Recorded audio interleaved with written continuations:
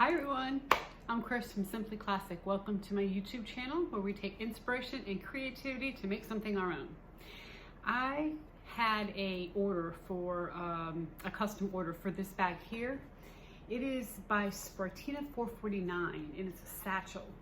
And when I saw it, I thought, wow, that is so sophisticated and chic. I love that. I can see why she wants one. So I searched for a pattern, found what I wanted to use, and we have several pattern changes. So in this section, this part one, I'm going to go through all the different pattern changes so you can go ahead and get your pattern, make the pattern changes. And then in a few days, I'll post part two, which we'll show you, or I will show you how to do the construction of the bag itself. So anyway, without further ado, let's get started. So the first thing I always do, of course, is print out a copy of the inspiration bag. I take some measurements to figure out exactly what I need to do to change the pattern. The reason why I do that is because I want to keep the same proportions. A lot of times what attracts us to a bag are the proportions of it. So for instance, if this flap was really shallow, it probably wouldn't be as attractive to us as the bag being, this flap's actually 60% of the front of the bag. So I go ahead and I print that out, and here's a better photo of it. Now, one of the things she specifically requested was the two-tone like this. So I'm gonna go ahead and make sure I do that. And as you see, this bag is $298. And so she can't afford to do that.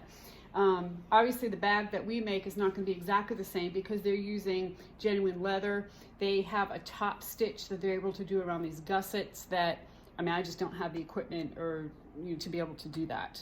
So that's the reason why these bags are as expensive as they are. And rightly so. I mean, obviously they've got a lot of equipment and things that they need to cover the costs on. So we're gonna use the Daytona Bag by Pink Pony Design. Now the reason why I chose this pattern, and I actually had a hard time finding a pattern to do, to use for this bag, because there's really nothing out there that is similar in all ways. So what I mean by that is obviously there's a front flap. It's a satchel. So you've got this gusset on the side. And then the other thing it has is a back pocket, back flip pocket. And to find those three things in a pattern, I wasn't able to do it. So what I did was looked at the thing that I felt was going to be the hardest to recreate, which was the side gusset. And that's when I came up with the Pink Pony pattern, because this pattern has a side gusset. But as you can see, these two look nothing alike. So we have quite a few pattern changes. So let's go over what those are going to be. So the first thing you want to do is, of course, grab a copy of her pattern. The actual measurement of the main body piece is going to be the same as what the pattern says. So go ahead and get the pattern, and then I will show you what you need to cut out and what we're going to change. So step one is you're going to cut out the main piece as she says in the pattern. And the main piece is a piece that wraps around, there's no separate bottom. So it's going to, essentially you have the front, the back, and the bottom all is one piece, okay? So you're gonna cut that out, and then you're gonna use her template pattern. She sends you a template with it, and basically what this does is it creates this angle, and of course the inspiration bag has that angle here as well. It's not a straight square bag, it's got a little angle to it. So the way that this piece works is you're gonna line the top up with this and the side up here with this, it says right here, placed towards the center of your piece. So you're gonna have your piece cut, you're gonna put this right at the top and on the side. And as you can see, there is some there that you're gonna cut away, right here. So that's what this template piece does, is it allows you to get that angle cut. So once you cut out your bag and you get your angle cuts, I want you to also mark where this template stops. So I drew a line here by accident. It was the wrong line. I drew a line where that stops because that's going to be important before we go on. Once you get the whole thing cut out, you get your angles cut, I want you to fold the piece in half because you're going to want to mark the center bottom. That's going to be important. Okay? Then you're going to open it back up and you're going to cut from one side or the other, doesn't matter which side. You're going to cut 1.5 inches off of one side. Okay? And you want to do this after you cut your angles because you want the angle to continue up through this back piece right here. So once you cut that off, you're going to put your main piece aside and you're going to add 1 inch to this piece for a seam allowance.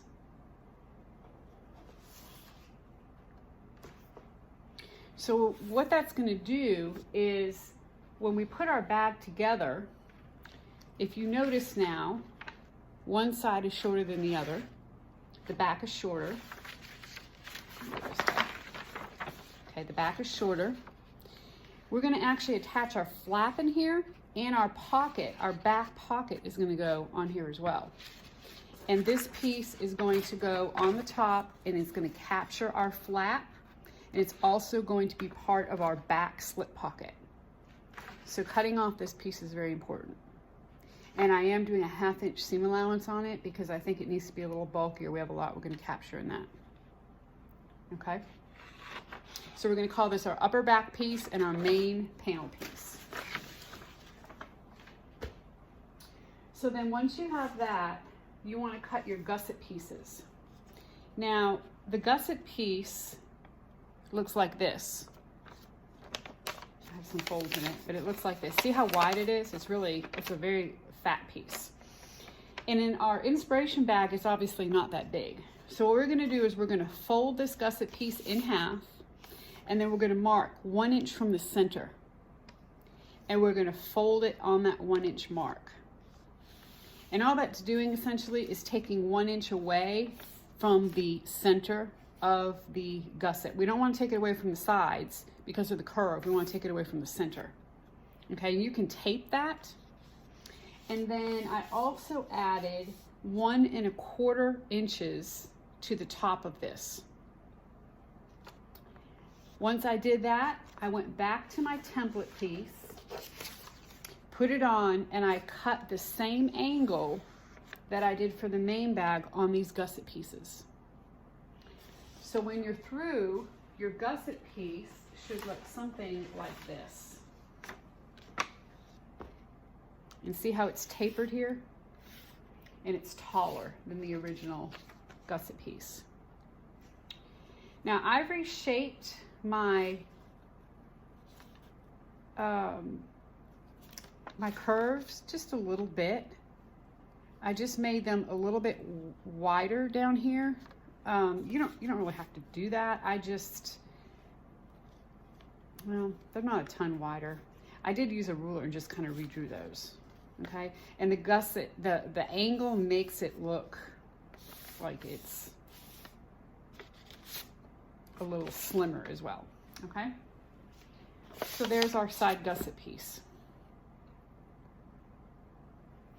Then what we need to do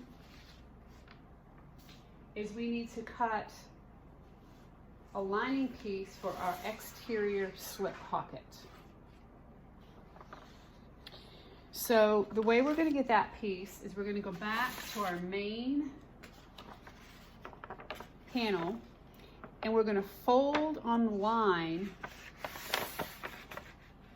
where that we made with our main template piece here. Okay, you're going to fold right there.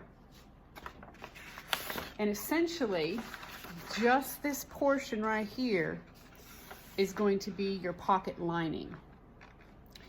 So I ended up just cutting another piece. You can see that fits on there exactly right. That same exact shape and size. So that's our exterior pocket lining.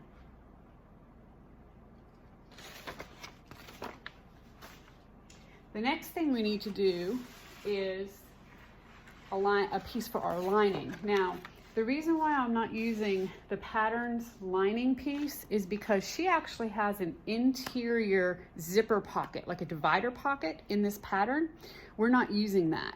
So we need to adjust the lining just a bit. So we're actually going to use this gusset piece to cut our lining pieces and our face pieces. You're not going to use the gusset pieces that she has included in the pattern. And then on the lining, we're going to take our main piece again. We're going to fold it in half. We're going to look at the side that's taller, that's bigger, and we're going to trace that out. But we're going to add a 1/2 inch seam allowance at the bottom. And the reason why we're doing that is because we need to leave a opening to turn our bag. So you see, I have some extra there. Everything else lines up, but I have a little extra.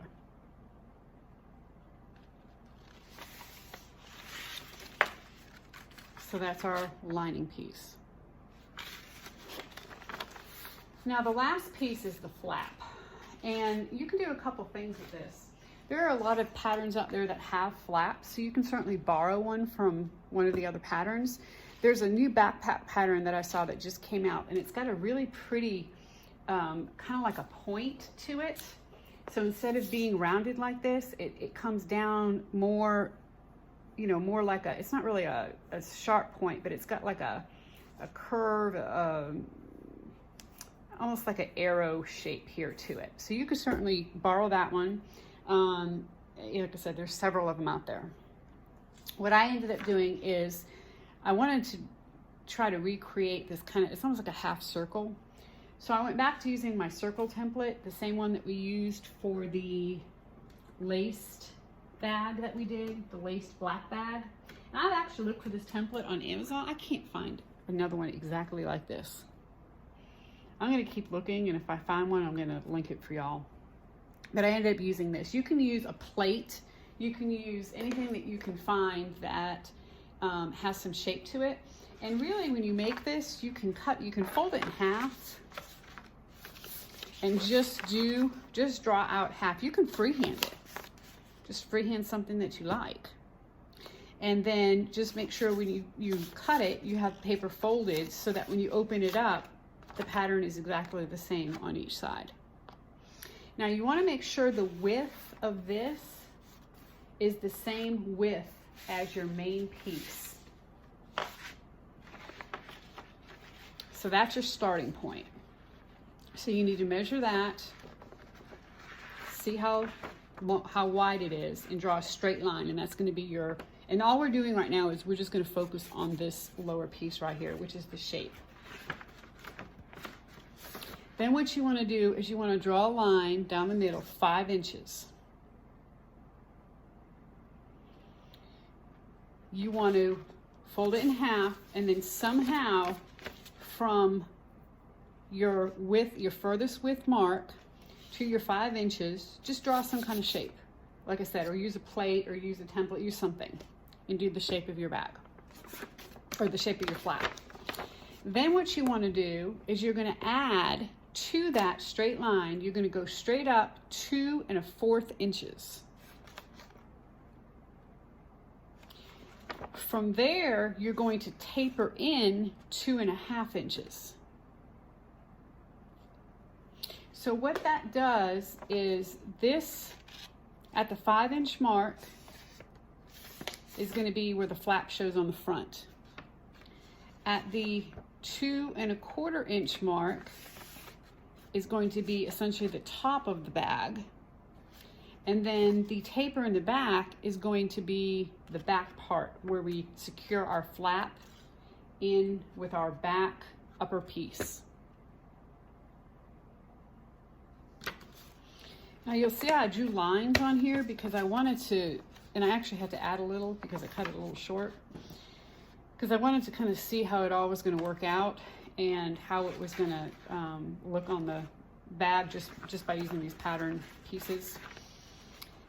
The next thing you want to do is the handle, this top handle right here, we're going to need to make holes in there. Now, on this bag, they just attached it to the top, which you can certainly do. I'm actually going to put it through the flap and have it come out the bottom so that I can hide my ends. So I folded it in half this way. In the middle of my 2 1/4 inch portion, I measured 3 inches from the center, and I drew a 1 inch line because I'm going to be using 1 inch hardware, and all my straps and handles and all are going to be 1 inch. And then I just cut a slit in that.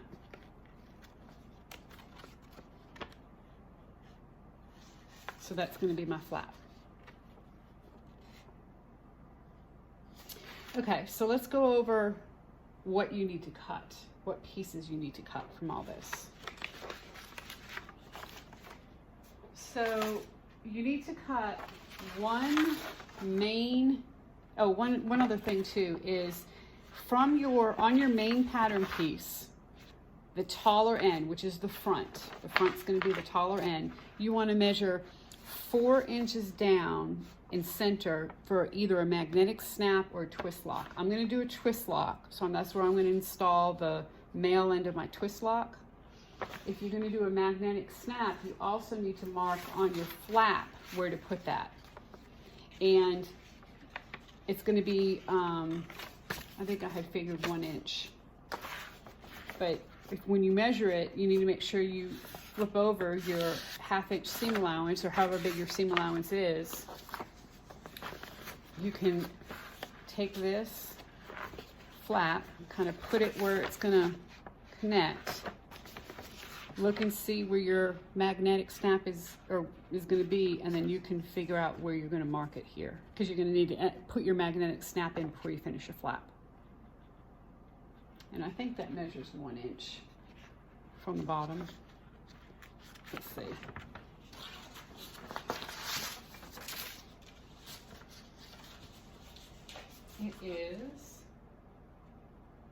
It's actually about 1 1/4 inches. 1 1/4 inches from the bottom. Okay. All right, so back to what we have to cut out. So you need to cut out one main piece in your main fabric, wherever that's going to be. You need to cut out 2 gusset pieces in your main fabric. If you're doing a contrast, a 2-tone like this, then you're going to cut out your flap in your contrast.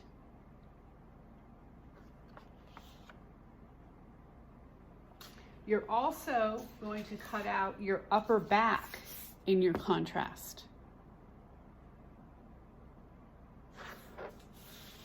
Because if you look here, what I'm trying to replicate is to have this entire upper back be the contrast. Now ours isn't going to look like that because I'm adding the flap in. I think what they did here is the whole back piece is part of the flap, which would get so thick. There's no way my machine would go through that, even my walking foot machine. Then you're going to need to cut 2 strap connectors. You need to cut a crossbody strap. So I'm going to do my crossbody strap in my contrast. I'm going to do my strap connectors in my main fabric, my main piece, or my main vinyl. So my strap connectors, I'm going to cut, since I'm using 1 inch hardware, I'm going to cut them 2 inches by 3 inches. My crossbody strap, I'm going to cut 4 inches by the length of my vinyl. Then you need to cut a handle for this top. I'm going to do it in my contrast, and I'm going to cut that 4 by 10.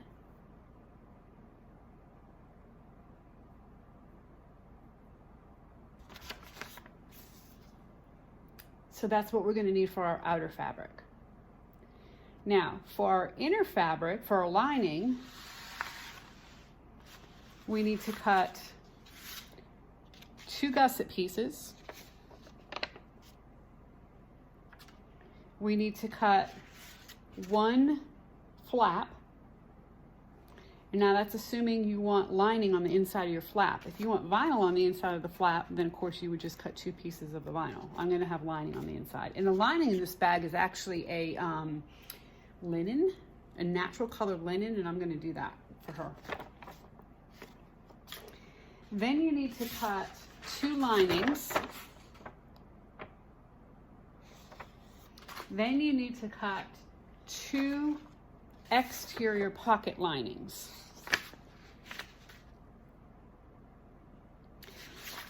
You also need to cut any slip pockets, zipper pockets, you know, key fob, whatever else you want on the interior of your bag. You're going to need to cut pieces for that according to however big or long you want it. So I'm going to leave that up to you on the interior. Okay, so rewind. Go ahead and write down all these measurements, get the pattern, make the changes, and next time when we come back, I'll show you how we're going to put this bag together, because it is a bit different from what Maria has in her Daytona Bag pattern. Okay, so until then, get inspired, please subscribe, and happy sewing.